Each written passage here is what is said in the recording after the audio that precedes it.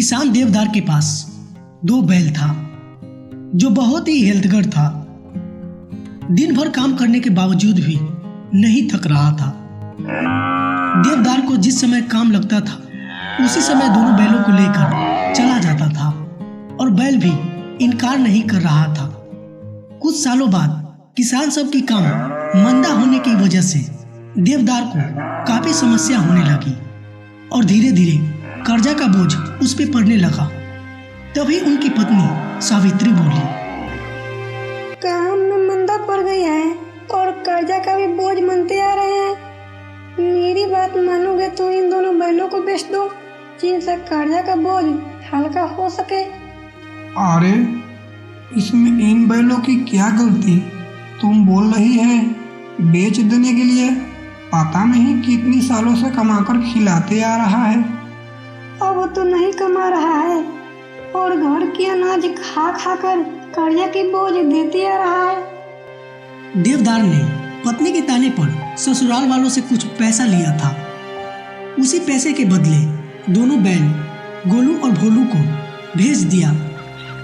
गोलू और भोलू को जरा सा भी समझ में नहीं आ रहा था कि मालिक अपने ससुराल हमें क्यों भेज रहा है। इसीलिए रास्ते में जाते समय देवदार के साला देववीर को दोनों बैलों ने खूब परेशान किया। संध्या होते होते दोनों बैल अपने नए स्थान पर पहुंच गए। दिन भर चलने के बावजूद थक गया था।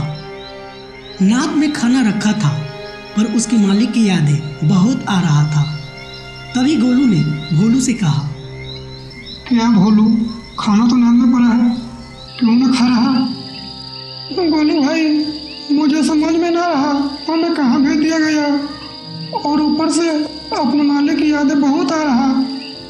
अच्छा, धीरे धीरे सब पता चल जाएगा हमें कहाँ भेजा है और क्यों भेजा है।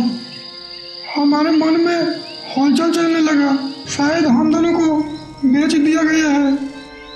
बेचने की शंका मन में होने पर दोनों बैलों ने विचार किया। जब रात हुई तो सभी लोग सो गए। तभी दोनों बैलों ने जोर लगाकर खूंटे से बंधा हुआ रस्सी को तोड़ दिया और अपने मालिक के घर के लिए झटपट चल पड़ा।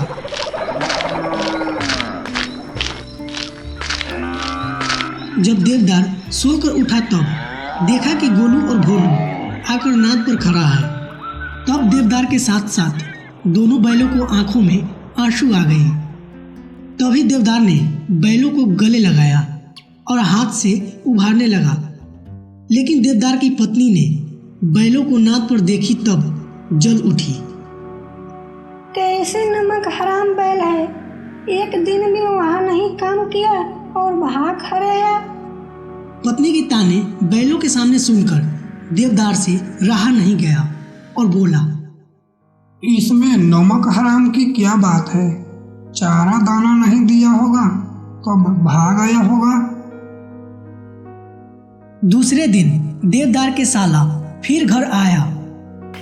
अब की बार दोनों बैलों को गाड़ी में बांधकर ले गया ताकि उन्हें परेशान ना करे। 1-2 बार गोलू ने गाड़ी को सड़क के किनारे गिराने की कोशिश किया पर भोलू ने संभाल लिया क्योंकि गाड़ी गिरने पर दोनों को चोट लगती।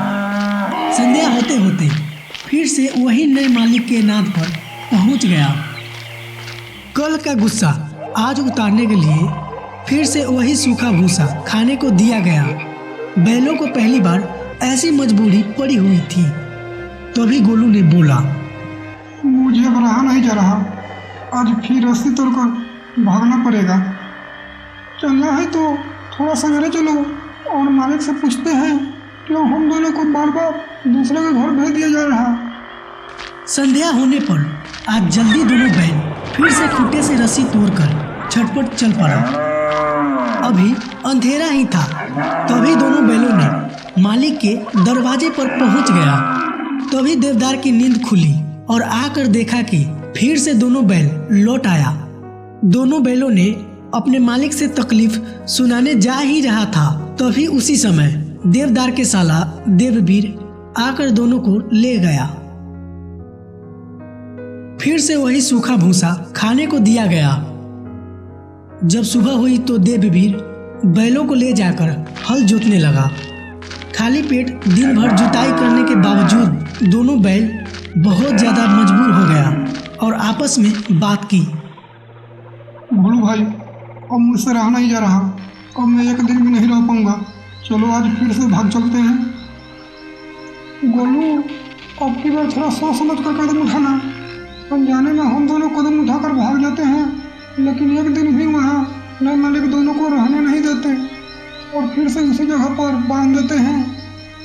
मुझे अभी समझ में आया है, हमारे मालिक के पास कुछ न कुछ मजबूरी है, इसीलिए देवी लेने आते हैं तो मालिक कुछ नहीं बोलते। और ऐसा बात है तो आज चलो फिर से उनकी सभी तकलीफें दूर कर दूँ और फिर से पहले जैसा मालिक के साथ जिंदगी गुजारूँ। फिर से दोनों बैलों ने सोच समझकर खूंटे से रस्सी तोड़ दिया और तेजी से अपने पुराने मालिक के घर की ओर भाग चला। देवदार को शक था कि आज फिर से बैल भाग आएगा। ठीक वैसा ही हुआ। बैल फिर से भाग आया। दोनों बैलों को देखते ही देवदार के आंखों में आंसू आ गया। तभी मालिक, हम दोनों को देखते ही क्यों रोने लगे?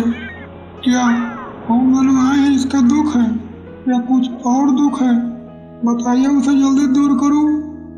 देवदार अपनी तकलीफें सुनाना शुरू कर देते हैं और तकलीफें सुनने के बाद बैल हंसते हुए कहता है, हा, इतनी छोटी सी बात, इसके कारण दोनों को भगा दिए थे। मालिक, आपको पता नहीं है हम दोनों जादुई बैल हैं। क्या सच में तुम दोनों जादुई बैल हो? और हम विश्वास कैसे करूं कि तुम दोनों जादुई बैल हो? इतने साल हमारे साथ रहा लेकिन कहा नहीं।